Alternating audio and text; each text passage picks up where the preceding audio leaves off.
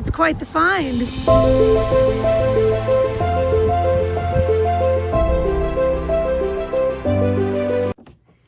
Hello, friends, and welcome back to Crow's Thrifty Finds. My name is Melanie. So first off, it is Halloween today, but you all will be seeing this the day after Halloween, so happy day after Halloween, I guess. Hope you all had a fun night doing things, going to parties or trick-or-treating with your kids. That's what I will be doing tonight. So hope it was a good time for you. So I just wanted to do a quick video this week talking about a very important topic. I want to talk about what happens when our sales are slow. What should we do when our sales are slow? So I don't have a full understanding of the eBay algorithm, but I have kind of a hunch to how it works. So if we don't do things to keep our eBay store alive, we probably won't have our items shown as much. So there's quite a few different things that we can do to help with that. And then there's also some other little tips that I can offer you just from my own experience that don't necessarily relate to the algorithm, but they're still important things to be aware of, especially if your store is slow. Now, my store, I get on average 1 to 2 items sold per day, and my store has grown quite a bit, kind of doubled in size actually from a few years back. So now I have a store of around 700 items. So that size store tends to get those kind of sales if you are trying to do your best to keep current with the algorithm, which is what I do. And on the weekends, I do get more than 1 to 2 sales, but that's just the average. You know, there's rarely a day goes by where I don't get a sale since I've doubled the size of my store. So having a lot of stuff in your store definitely helps, but it is not necessarily all about quantity either. You've got to have good quality items that people want to buy. But let's get into the things you can do to help your eBay store, to help your sales go up. So first off, just a mistake that I've made personally that I don't always notice right away is if you list an item that's brand new, so you're starting this brand new listing, and you set the shipping price. Say you've got an item and you want to set it for $6.99 because you know that's what it's going to cost to ship it. It's an item you've sold before or things similar, and you know that's what it costs, right? So you do your price at $6.99. And then you do your next item, and your next item, you accidentally forget to put the shipping cost in. eBay will actually put in the price you put in before.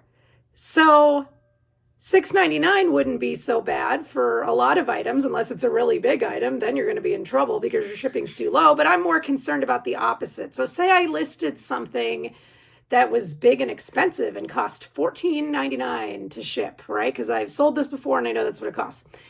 And then I go and list a tiny item that should really only cost $5.50 to ship. But guess what? If I forget to change the shipping, it's going to show shipping at $14.99. And I've had many items that I noticed later that were way overpriced for shipping. And guess what? People probably won't buy your item because, oops, your shipping is listed higher than comparable items.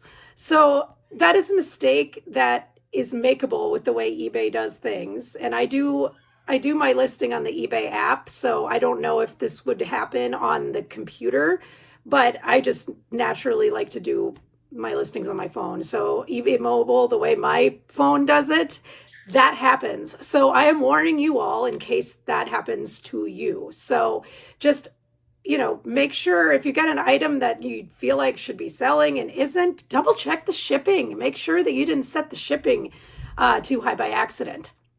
So that's number one. Number two, ask yourself, am I listing enough? So I try to list as often as I can, as often as I have items. And my best sales weeks I've ever had were when I listed daily. And we're talking 5 items daily. And a lot of people will swear by value and say, oh, it has to be $20 or over that this item costs. I don't know if I believe that or not, but I'm going to throw it out there just because it's been discussed. But I don't really sell much in my store that's under 20. Like here and there, I have some items, but most of my items are going to be over that anyways. So 5 items a day usually guarantees a sale. Why? The algorithm that we don't fully understand. But that's my observation. If you list every day, you will have a sale every day or close to it if you have a large enough eBay store. That's the caveat there. You got to have a big, decent sized store too. So that's another tip. List, list, list. It is so important. It is not the funnest part. I know most of us love to source, and that's the best part. But we got to list. We got to list too. If we have a death pile, we're never going to have those sales if we don't list them, right?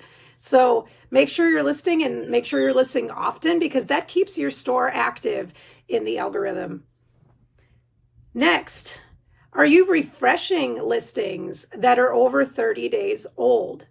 That is what I've been doing. So what I do is I do not relist. I end the listing and then I sell similar, and I slightly change the listing. So maybe I slightly change the title, maybe I lower the price a little bit, even if it's just a penny. Sometimes that helps me keep track of how long an item's been listed if I just decrease the penny value each time. But yes, I relist. I try to relist as much as I can every 30 days. So now this is like a pretty daily commitment that you kind of have to keep up with.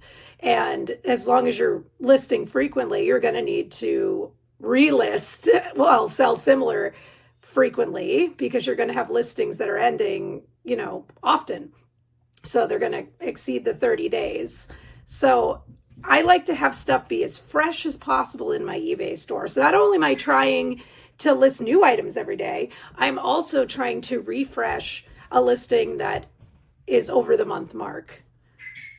Do I get it done all the time? No, but I try. So, it just keeps everything current, it keeps everything fresh, and it might help in the algorithm as well. Next, are you sending offers?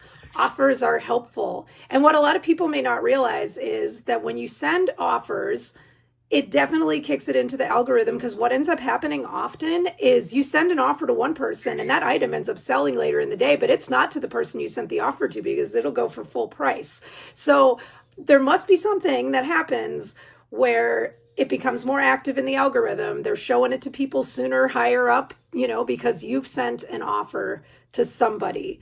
So I have seen great results in this, and I try to send offers daily as long as I've got items that I can go a little lower on. And I try to price things so I can do that. I usually price things, $3 to $5 more than I actually am expecting to get. So that way I can make an offer to someone and it's still within the amount of money I want to gain.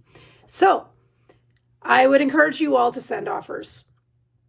Next, are you promoting items? There's about to be a big change with promoting, and that is a whole different video that I'm not going to make, but just look it up. There's been some changes to promoting. It's not going to be, a major change unless you're somebody that sells large quantities of items at once of the same item, because that's going to really make a difference, because it's got something related to when they click on a promoted listing, they will have the ability to buy the item even later. As long as one person clicks on that promoted listing, you'll be charged the promoted fee. But that is another video, but just that's what it's generally about. But generally, I promote my items.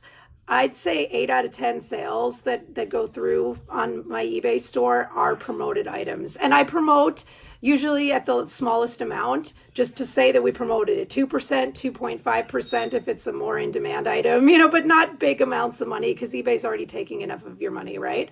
So, but I do recommend promoting an item, because that is going to push it up higher. That is going to make it seen easier. There's people that are promoting at like 40% and things like that. And that just blows my mind, because I will just never do that. I'm not giving up that much of my sale to sell an item. I don't think it's necessary. So I'm promoting at the smallest amount possible most of the time. I don't feel a need to go beyond 2%. So unless it's just there's a ton of that item, but yeah, I try not to find items that are oversaturated to begin with, because there's maybe a reason why that's happening. So I am going to mention to promote. Then the last thing is, are you reviewing prices on stale items? Because the value of items can go up and down on eBay, and you may not have a price that's current. If you've had an item that you've been listed in your store for, a year plus, it's probably a good idea to look at some sold comps from that item, from the last 90 days, because you may have it priced quite a bit higher than the competition, because things are worth one price one day and another price the next day. That's just how it goes. So it is good to review your stale items and make sure that you're not severely overpricing them to the point that nobody's going to buy it. So we want to look over those items as well. So those are the tips. Hopefully that was helpful. Hopefully you learned something today, and feel free to leave a comment on any tips that you might have for folks if they're having some slow sales days on eBay. It ebbs and flows, as I always say, and we're heading into holiday season pretty soon, so it's going to be really awesome for a lot of us pretty soon, but then it'll slow down again, and hopefully this is helpful for you all to know what to do. So until next video, my name is Melanie. This channel's name is Crow's Thrifty Finds. Don't forget to like the video if you haven't. Don't forget to subscribe, and I'll see you next week.